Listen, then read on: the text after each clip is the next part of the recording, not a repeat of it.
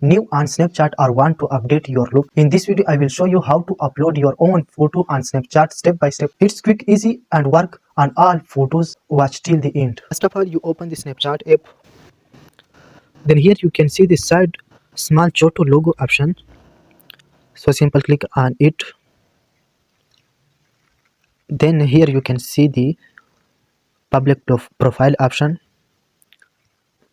So simple click on it. Then again click the OK option. Here use selector. Here you can see the small pencil option.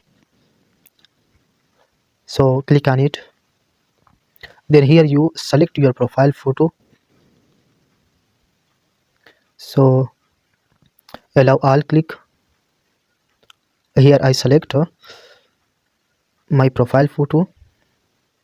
You crop your profile photo, then click the confirm option. So after 5-6 seconds your profile photo is successfully uploaded. Here you can see my profile photo successfully uploaded. So this is the method. Please like, share and subscribe my channel for more tips and tricks.